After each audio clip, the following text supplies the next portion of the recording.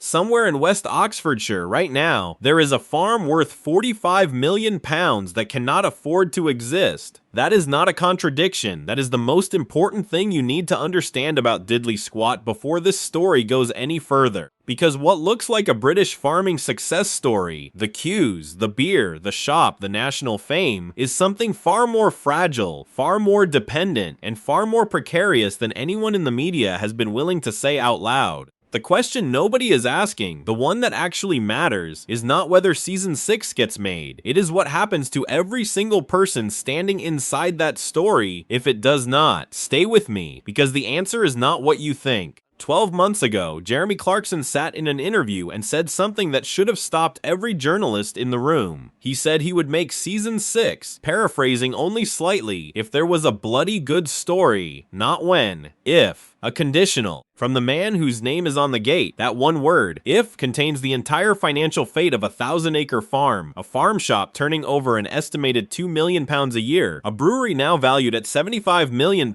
a pub employing 146 people, a collection of cooperative local suppliers who built their entire route to market around a television show, and a farm manager from Chipping Norton, who became, entirely by accident, one of the most famous agricultural figures in Britain. One word, if. And since that interview, Season 6 filming has been suspended. Amazon has said nothing officially, nothing confirmed, nothing denied, just silence. The kind of silence that in television means the conversation is happening at a level nobody outside the room is allowed to hear yet. Here is what that silence means when you trace it all the way down to ground level, past the headlines, past the merchandise, past the beer tap in 2,000 pubs across Britain, and into the actual financial architecture of what Clarkson built at Diddley Squat. Clarkson said it himself, directly, on camera. The television money is the only thing keeping the farm financially alive, not the shop, not the beer, the television money. Between £10 and £12 million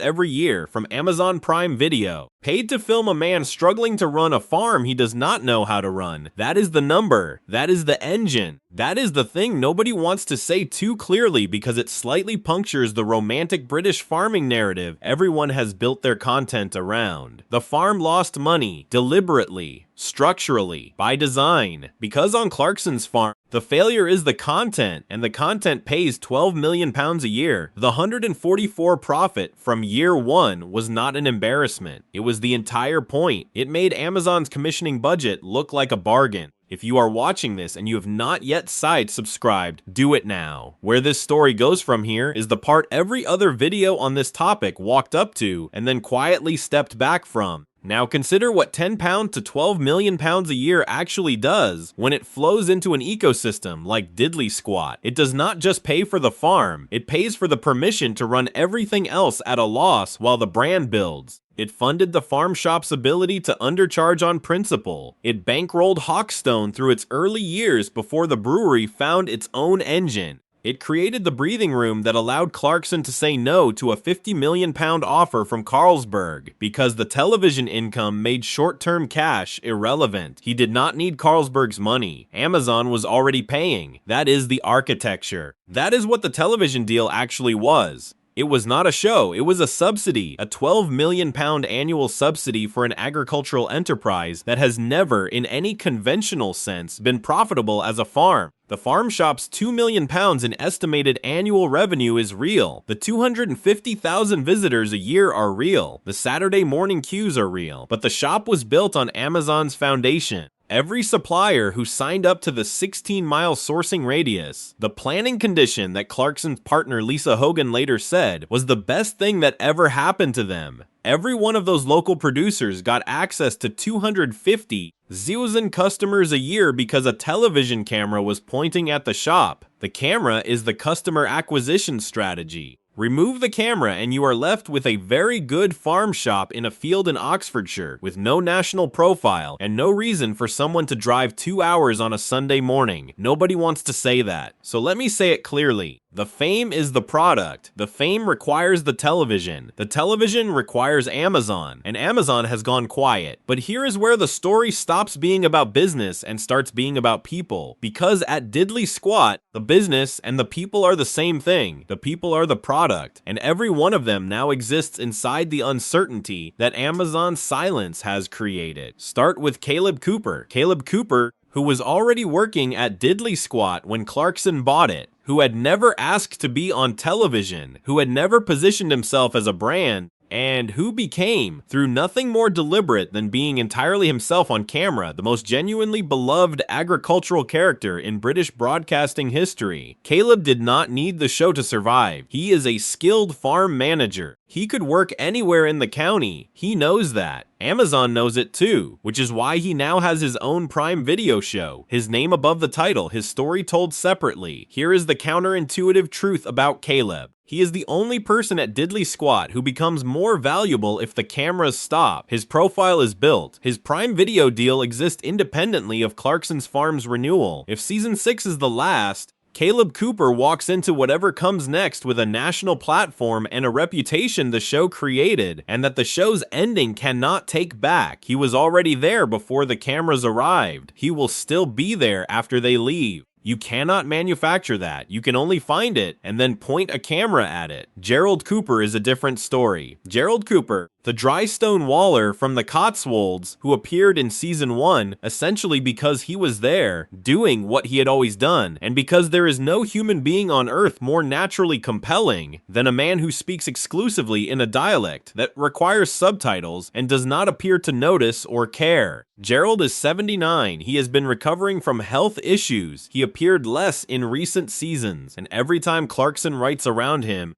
there is a tenderness not usually present in Clarkson's register, something that tells you the people making the show understand exactly what they have in Gerald and exactly how much time they may have left. If Season 6 is the last, Gerald Cooper retires from British television at 79, having never sought a career in television, never known he was having one, and having created, entirely by accident, one of the most affecting character arcs in modern British documentary. That is not a professional risk. That is something else entirely. We are now 4 minutes in, and if this story is landing the way I think it is, subscribe now. Because the part coming next is the piece every other video in this space completely missed. Lisa Hogan is the person in this story almost everyone underestimates. Clarkson's partner Lisa Hogan, who arrived at Diddly Squat and quietly became the most sophisticated brand architect in British rural business, while everyone else was watching someone else. Lisa built the shop's sourcing philosophy. She enforced the 16-mile radius not as a restriction, but as a story. Local became the brand before local was a trend. She understood that the limitation was the marketing, and she built supplier relationships that turned a planning condition into a competitive moat. She also has the snail business, independently, her own enterprise, her own story. But here is what nobody has written about Lisa and Season 6. The brand architecture she built at Diddly Squat survives without television only if the footfall survives. And the footfall exists because people drive from across Britain to visit the place they watched on Amazon. Remove the show from the cultural conversation. Wait 18 months. Watch what happens to the Saturday queue.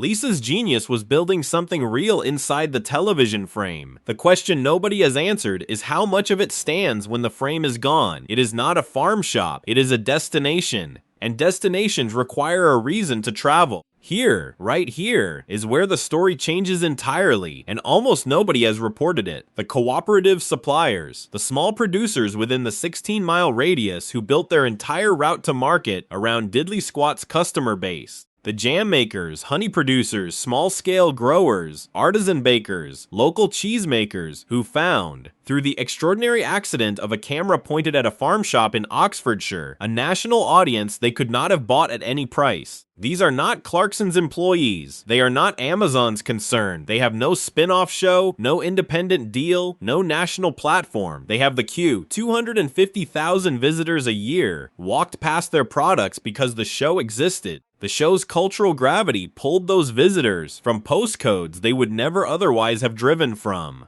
A honey producer outside Chipping Norton does not In the ordinary course of events, have customers arriving from Manchester and Edinburgh with a cool bag on a Saturday morning. They do at Diddley Squat because of the show. If the show ends, those customers do not transfer to an online shop. They were not coming for the honey. They were coming for the experience, and experience was the television made physical. This is the part of the Diddley Squat story nobody follows to its conclusion. The show's ending is not a celebrity inconvenience. It is a supply chain event. For people with no contingency and no fallback, now stand back because we need the full picture. Hawkstone does not need the show anymore. That is the honest answer. 21.3 million pounds in annual revenue in 2025, 7.8 million the previous year. 134% annual growth, 2,000 pubs stocking the beer. The brewery has reached escape velocity. Even if the television stopped tomorrow, Hawkstone has distribution, brand recognition,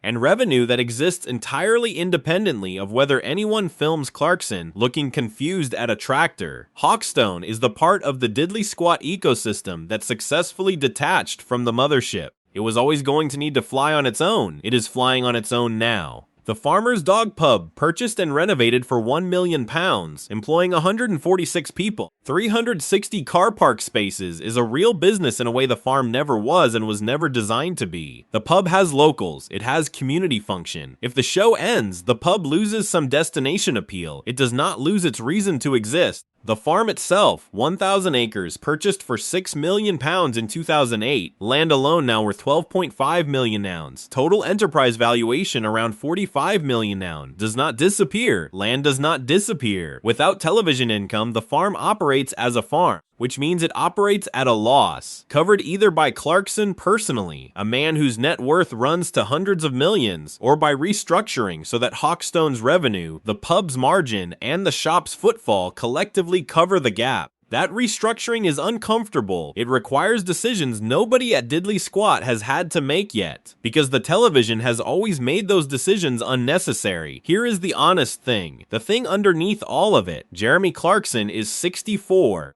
He has a heart condition. He said farming is harder than anything he has ever done. He has built inside a decade one of the most remarkable agricultural brand enterprises in British history, not through expertise, but through the radical transparency of being publicly terrible at something and letting the world watch. That is the business model. Public incompetence as premium content. And it worked on a scale nobody predicted, including him. The "if there's a bloody good story" condition attached to season 6 is not a lack of commitment. It is a clear signal from a man who has spent 30 years understanding audiences that he will not make television simply because the infrastructure exists to film it. He cannot manufacture genuine adversity. He can only film it when it arrives. And if the story of Diddley Squat ends, if season 6 is the final chapter, it ends as one of the most successful accidental agricultural enterprises in British history. A brewery worth £75 million that started as a hobby. A farm shop that created a national template for provenance-led rural retail. A pub employing 146 people in a Cotswold village. A local food supply chain built by a television show that now has to be strong enough to stand without it. It is not a farm, it is a proof of concept, and it worked. What is genuinely uncertain, and this is not manufactured drama, this is the honest position, is whether the people who built their livelihoods inside the Diddley Squat story built them on foundations that belong to them, or on foundations that belong to the camera. Some of them already know the answer. Kaleb, Hawkstone, the pub, they have built enough. They are standing independently. The camera leaving would be a loss, not a collapse. For others, the smaller suppliers, the shop's visitor numbers,